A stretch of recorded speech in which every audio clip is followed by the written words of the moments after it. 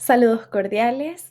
Nosotros somos un grupo de estudiantes de psicología de la Universidad de Yacambú. Estamos cursando actualmente la asignatura de psicopatología de la niñez y de la adolescencia impartida por la profesora María Linares. Yo soy Emily Cote y en nombre de mi grupo les presentaré la exposición del caso que hemos analizado. Nuestra presentación se centrará en el caso de Juan Hidalgo, un adolescente de 16 años cuyo cuadro clínico es un ejemplo claro del impacto del estrés académico crónico en el desarrollo emocional. La exposición se estructurará de la siguiente manera. Mi persona, Emily Cote, comenzará abordando los datos de identificación del paciente, el motivo de consulta y el problema actual. A continuación, mi compañera Victoria detallará la historia del problema y los antecedentes personales y familiares. Posteriormente, María José describirá la historia del desarrollo del paciente y el análisis de su área conductual emocional. Finalmente, nuestro compañero Carlos presentará la síntesis del examen mental y la hipótesis diagnóstica y las conclusiones del caso. Juan Hidalgo fue traído a consulta por sus padres, quienes refieren un cambio notorio en su comportamiento y una significativa caída en su rendimiento escolar. Actualmente, el paciente manifiesta un estado de ánimo disfórico, anedonia y desesperanza. Con esto, damos inicio a la exposición. Parte 1. Datos generales y problema actual.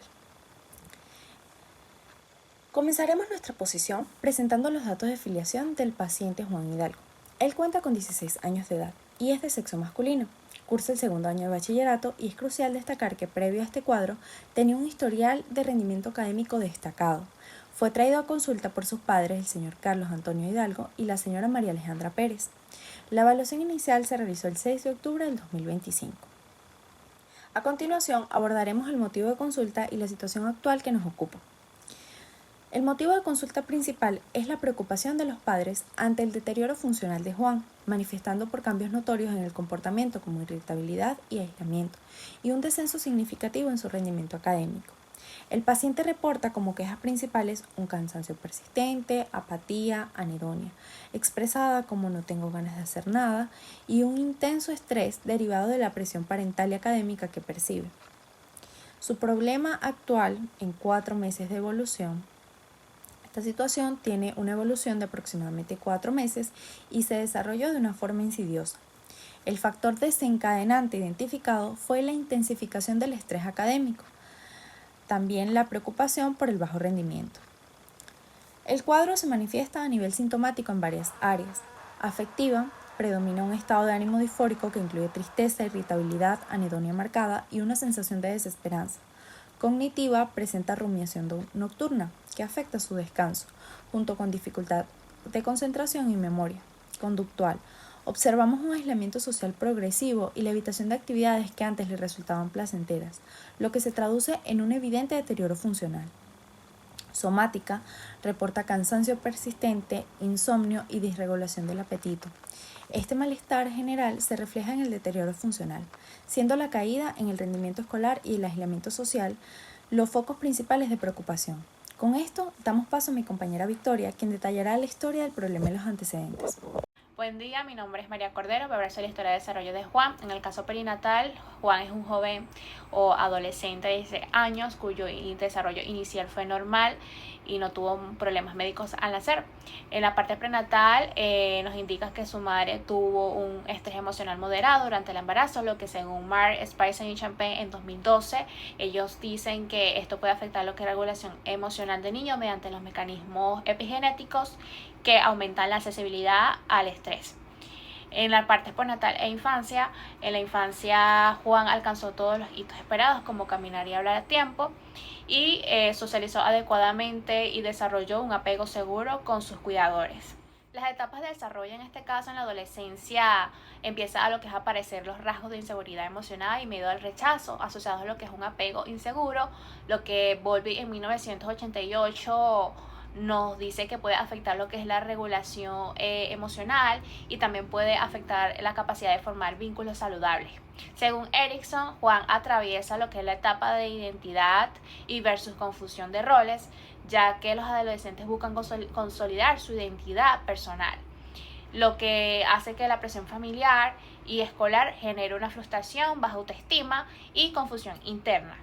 En cuanto a la teoría cognitiva de Beck en 1995, nos indica que las experiencias negativas acumuladas pueden generar la activación de esquemas disfuncionales, distorsionando en sí la percepción de sí mismo como no soy suficiente, y de su entorno es que nada va a cambiar, aumentando lo que es el riesgo de depresión. Área conductual y emocional. Las conductas observadas. Actualmente Juan muestra una inhibición emocional, una introversión social y desmotivación.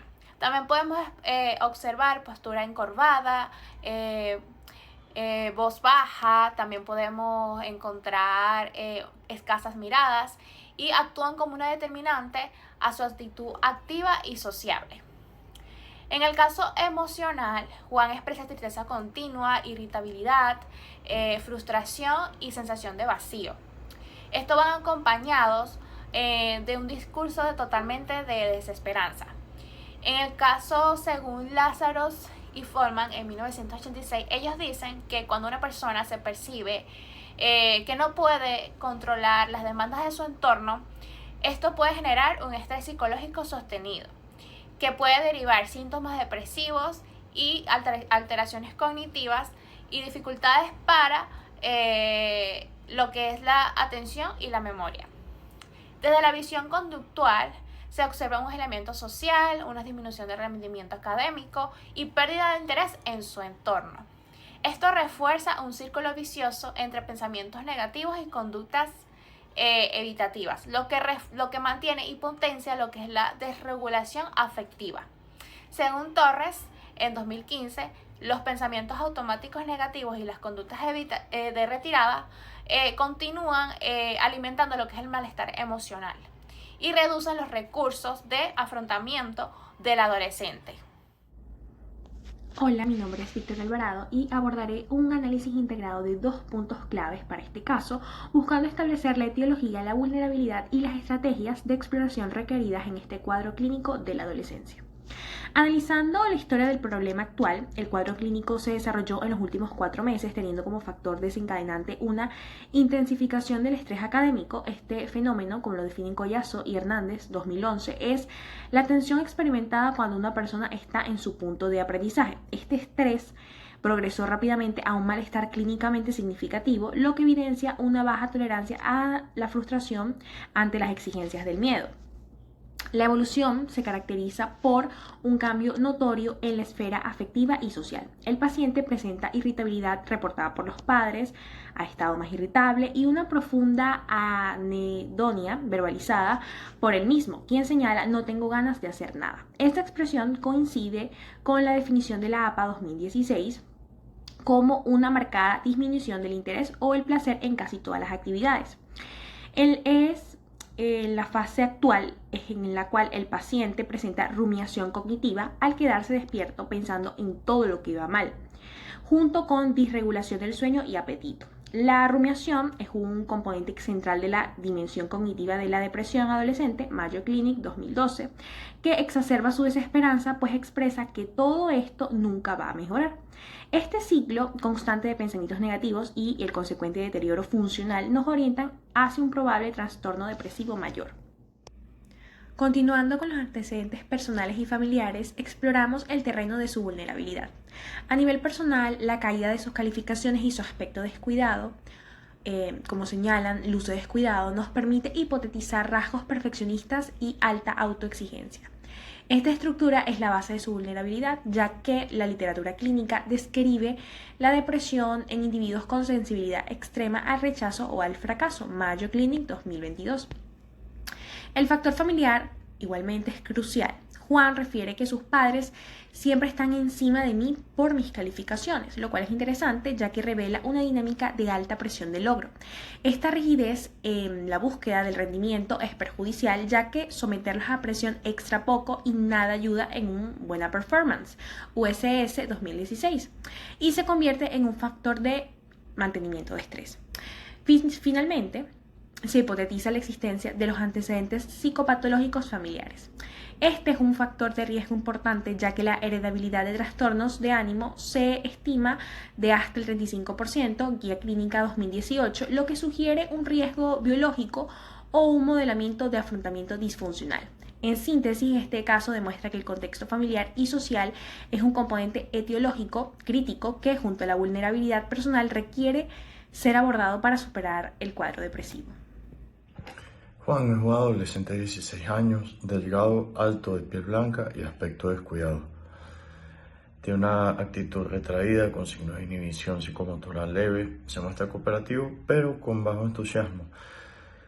Se expresa de una manera comprensiva conservada, expresa dificultad para articular ideas completas, frases breves y utiliza un tono bajo.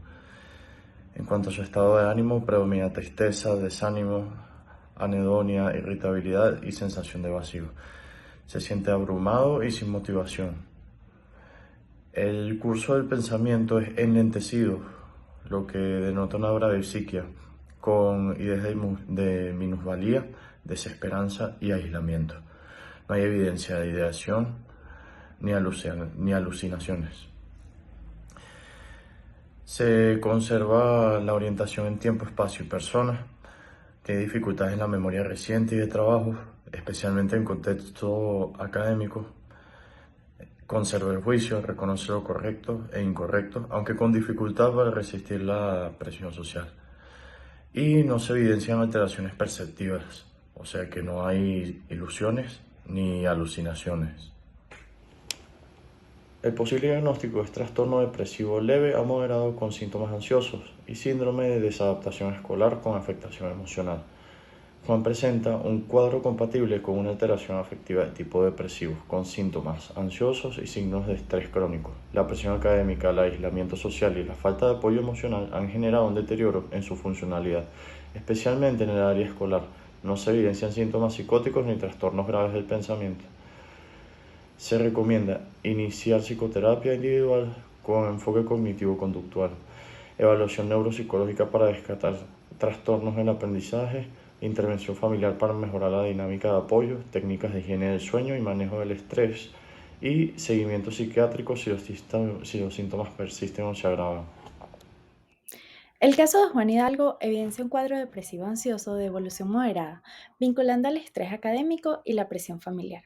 Su sintomatología afecta diversas áreas de funcionamiento con deterioro emocional, cognitivo y social. Se identifican factores internos como la baja autoestima y externos como la falta de apoyo, sustentando una hipótesis diagnóstica de un trastorno depresivo leve a moderado, con síntomas ansiosos. Se recomienda psicoterapia cognitivo-conductual, intervención familiar y una evaluación neuropsicológica, además de estrategias de manejo de estrés. Este caso nos permitió comprender cómo el estrés académico y la presión familiar pueden desencadenar un cuadro depresivo ansioso en la adolescencia, afectando profundamente la funcionalidad emocional, cognitiva y social. A través del análisis clínico se evidenció una importancia de una evaluación integral que considere tanto los factores internos como los contextuales. Este estudio refuerza la necesidad de intervenciones tempranas, enfoques terapéuticos, integrativos y el fortalecimiento de redes de apoyo para promover el bienestar psicológico en jóvenes de situación de vulnerabilidad.